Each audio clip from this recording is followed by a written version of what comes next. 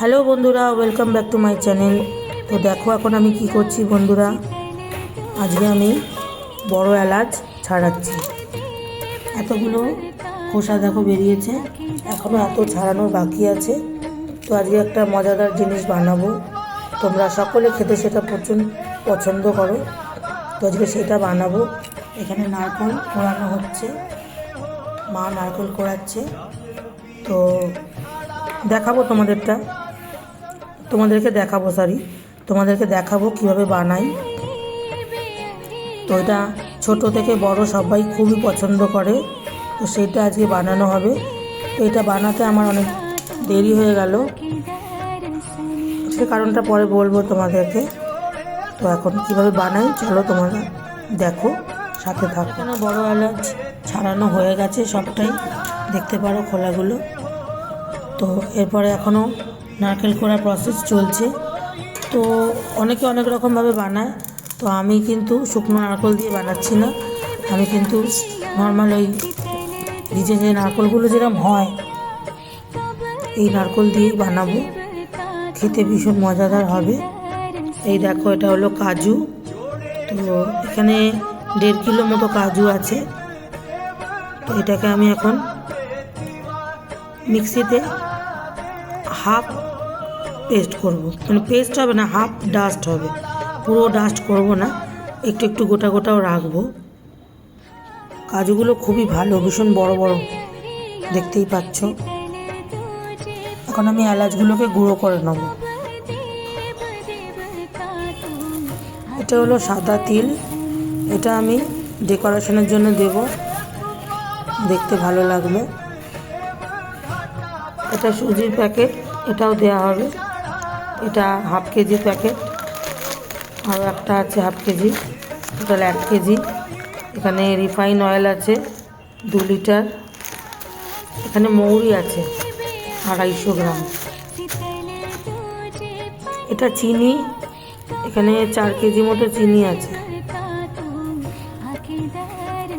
এটা হলো আটা, এখানে আটা 5 কিলো আটা আছে। এটা হলো ঘি, দেখো ঘিটা এত ভালো গন্ধ কি বলবো। এটা হলো ঘি, এর মধ্যে 1.5 কিলো মতো ঘি আছে। তো এই ঘিটা বড়বাজার থেকে আনা হয়েছে। ঘি এখনো শেষ হয়নি, এখানে আরও ঘি আছে, এর মধ্যে 2 কেজি ঘি আছে। তো ঘিটা এত ভালো, যার জন্য আমি বেশি করে আনিয়ে নিয়েছি। এত ঘি দেবো না, ভাতেও খাওয়া যাবে।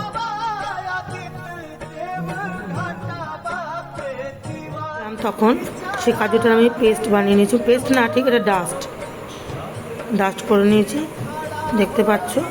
এটাও আমার লাগবে উপকরণে। নারকেল কোড়াটা কমপ্লিট, আর বড় বাটির 1 বাটি হয়েছে, 5খানা মতো নারকেল ছিল।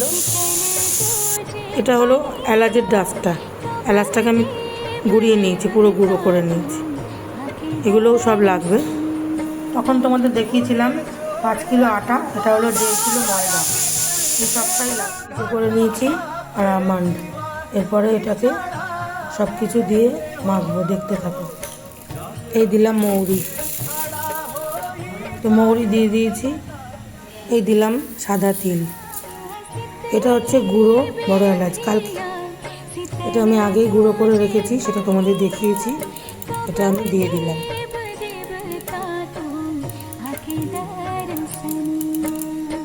এটা হচ্ছে কাজু বাদাম, এটাও গুঁড়ো করে রেখেছি, এটাও মিশিয়ে দিচ্ছি, দিয়ে দিলাম। এরপরে দিচ্ছি নারকেল কোড়া, দিয়ে দিলাম নারকেল কোড়াও। এটা সুজি, এবার সুজি দিচ্ছি, এটা 1/2 কেজির প্যাকেট।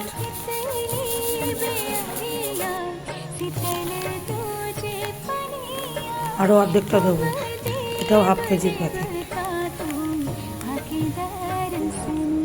তো এবার আমি ভালো করে একটু মিশিয়ে নেবো, তারপরে আটা ময়দাটা দেবো।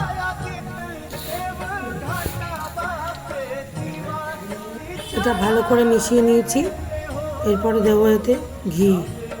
তো এবার ঘি দেওয়া হচ্ছে, ঘিটাকে গরম করে গালিয়ে নিয়েছি।